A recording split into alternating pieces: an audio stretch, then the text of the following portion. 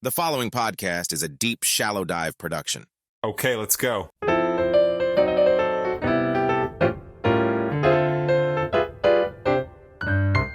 We're looking at a video now. I think so. This is so crazy to see. This is the bottom of the supply chain of your iPhone, of your Tesla, of your Samsung. I mean, I'm just naming those companies. Right. It's all of them, right? All of them. And here's what you need to know, Joe, about this video. This is an industrial cobalt mine where there's not supposed to be one artisanal miner. Now, that's the term used for people who are just digging by hand as opposed to tractors and excavators. There's more than 15,000 human beings crammed into that pit, digging by hand. And if you have sound, you hear the mallets, you hear the shouting, you hear the grunts.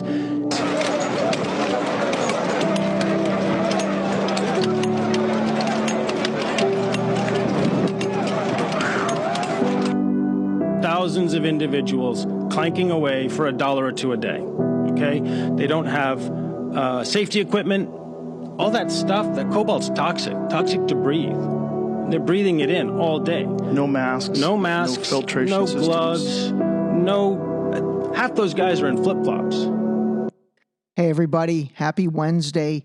Sorry I'm getting this out a little late today, but it's definitely there for you to listen. And, you know, today I'm actually just going to focus on a story that I've been wanting to tell for a long time, and it is basically the lithium battery situation that is going on in the Congo, the DRC as it's actually called. And here's another situation, you know, kind of similar to, question number 1 in episode 34, where I asked, is Palestine a country? And technically right now it is no longer a country, and it hasn't been since 1948. But the Congo, as everybody maybe thinks about it, literally the Congo is divided into 2 sections.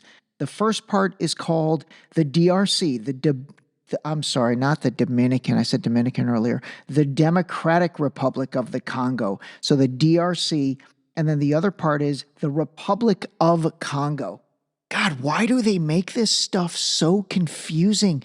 Probably just to be able to do the tomfoolery and quite frankly, the theft that they're doing. And in this case, it's regarding the lithium ion, which is the stuff that powers all of our cell phones, powers all Tesla and all electronic vehicles, and powers basically almost every other semiconductor chip. So today, you know, this isn't going to be a very long episode, but it's going to be very poignant and detailed. And, you know, one of the main reasons I actually wanted to do this, I've been wanting to do this for a long time, but I wanted to do it today is because, you know, while everything is going on in, heck, let's take it back to COVID.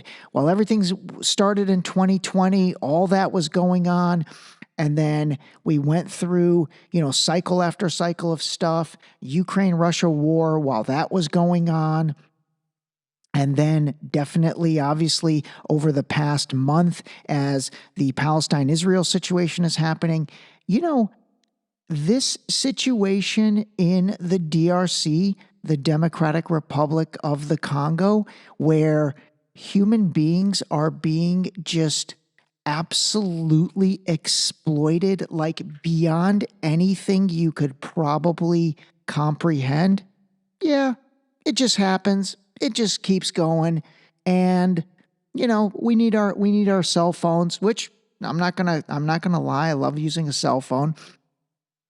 But my point is, you know, while everything that is top of mind is happening, you have unbelievable stuff like this just happening on a daily basis, and nobody says anything about it.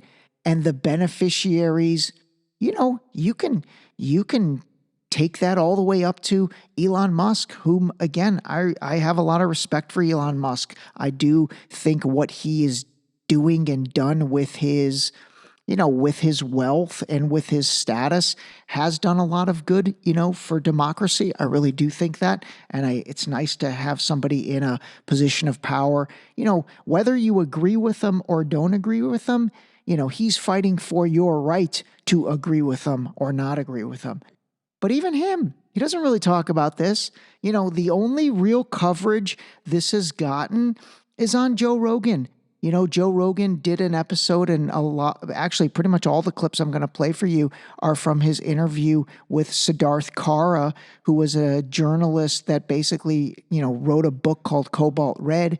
That's really the only coverage this has received. All right, let's listen to this clip again from Siddharth. The cobalt that's being mined in the Congo is in every single lithium-ion rechargeable battery manufactured in the world today. Every smartphone, every tablet, every laptop, and crucially, every electric vehicle. So you and I, we can't function on a day-to-day basis without cobalt, and 3/4 of the supply is coming out of the Congo. And it's being mined in appalling, heart-wrenching, dangerous conditions. And so that's why people need to know, because by and large, the world doesn't know what's happening in the Congo. It's something that people sort of know peripherally, that, that they call them conflict minerals, and, they know that they're coming from an area of the world that's very poor, but I don't think people are aware of how horrible it is. There has been some documentaries that have been done on it, and they're all terrifying. So Joe Rogan talked about the documentaries that have been done on him. So I'm like halfway through watching those. And that's why today I wanted to just get this on your radar. And because again, it does not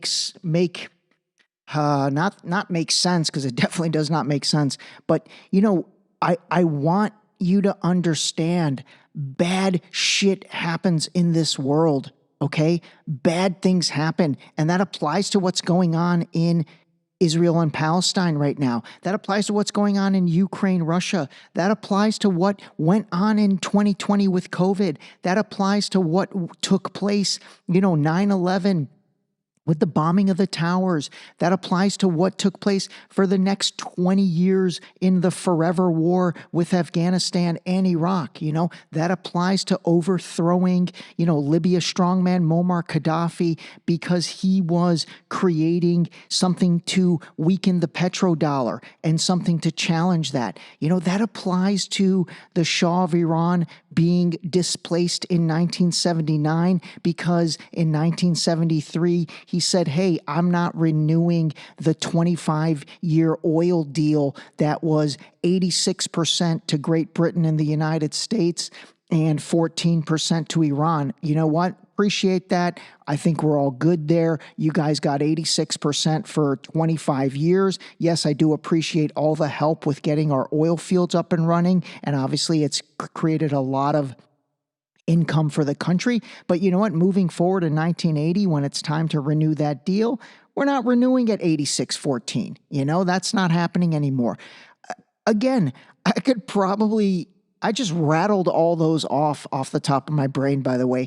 I could probably sit and come up with 500 more of those examples. But I want you to know, bad things happen, money and greed and power. Those are absolutely things that they dictate policy, they dictate actions. And what's going on in the DRC right now, just kind of like work as usual or on an everyday basis, and there's just no public outrage. You have to think about that. And the most important way to think about it is, okay, well then what does that mean? Well, no, not what does that mean. That just shows you anything is possible. That just shows you anything is possible. And it also shows you the power of the media. Even though right now we live in this world of social media, which has opened up a lot of avenues for information. That's a nice way to put it. Avenues for information. Still, at the end of the day, something like this, it's not all over the place. It's not anywhere in the mainstream for sure. And so even on the social media platforms, I don't know if it's being suppressed, but, it's definitely not in your face. So anyway, I think all this stuff, again, I'm not going to say it all ties together, but the common thread that does tie all this stuff together is greed, money, power, and then the creation of narratives or lack thereof creating narratives, the suppression of not narratives, but the suppression of the truth. Woo, god dang, that was a mouthful. That was one take. All right, I'm going to pause it for a second and have a little tea. All right, I'm back. There's one more clip from Siddharth that I want you to hear. So listen to this. He's talking about this little section of the DRC. Tan and, of course, a lot of gold and diamonds and other things, is sitting on more cobalt than the rest of the planet combined. And it's in a small little patch of the Congo, southeastern corner, a part that used to be called Katanga. And before anybody knew what was happening, Chinese government, Chinese mining companies took control of almost all the big mines, and the local population has been displaced, is under duress, and they dig in absolutely subhuman, gut-wrenching conditions for $1 a day, feeding cobalt up the supply chain into all the phones, all the tablets, and especially electric cars.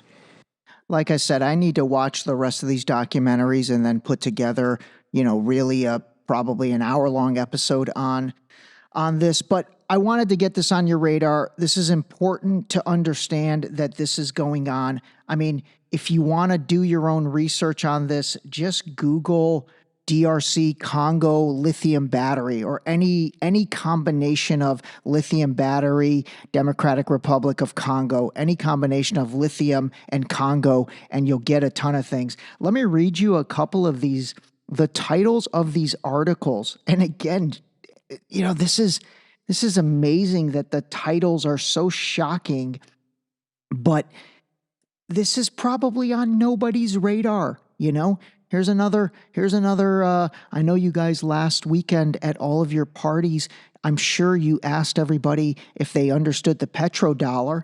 Now, here's another fun party topic to bring up.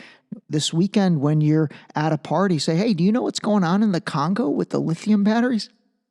No, I shouldn't even joke about that. But okay, let me read you this one. This is from NPR in February of this year. It says, how modern day slavery in the Congo powers the rechargeable battery economy. Here's the Washington Post. Cobalt mining in the Congo comes with a high human cost, but why does nobody care? ? Here's the Guardian. Like slave and master, DRC miners toil for $2 a day to fuel electric cars. Here's the New Yorker. I mean, the New Yorker is kind of like a little foofy little whatever that thing is. I don't read it. But it says, the dark side of Congo's cobalt rush. Cell phones and electric cars rely on the mineral, causing a boom in demand. But at what cost? People are being treated like animals as they are being forced to mine on a daily basis for profit, none of it which they receive. I'm not going to say it, but that's insane. Oh, you know what? I have to play you this as well. Hold on. Listen to this. It's like going back in time. You imagine what mining was like 300 or 400 years ago, or the early days of coal mining. It's that bad and worse. So the scale of it shocked me. The severity shocked me. All inhaling this toxic cobalt dust. To see them barely scraping by on $1 a day, $2 a day. As I interviewed them, the level of injury, broken legs, shattered spines, toxic contamination, cancers, birth defect. This stuff seriously makes your blood boil. I mean, it really does. All right, you know what? I spliced together a combination of news, sound bites from reporters. So anyway, give this a listen. Call a spade a spade. I mean, seriously, we've got to get to a point where, just right versus wrong. I really I'm really turning into that. I am turning into right versus wrong. And that's all that matters. Strip away everything else. Strip away religion. Strip away politics. Strip away, I don't know, opinions about whatever. And right versus wrong. What is right and what is wrong? And this is wrong. All right, give this a listen. And I will talk to you soon. Call a spade. Seriously. When you look at a lot of the motives for war, generally speaking, it's about what you're trying to achieve, but war is only a means to achieve that. Unfortunately, in the Congo, war is the objective. Fighting in the Eastern Democratic Republic of Congo. Democratic Republic of Congo. Democratic Republic of Congo. What if I told you that almost every battery in the world comes from just one country? What if that country was one of the poorest and most war-torn countries in Africa? This episode was brought to you by Boost Liquid Vitamins. Wake up, take your Boost, start your day. Drink your vitamins, build your immune system with Boost. Available on Boost.com.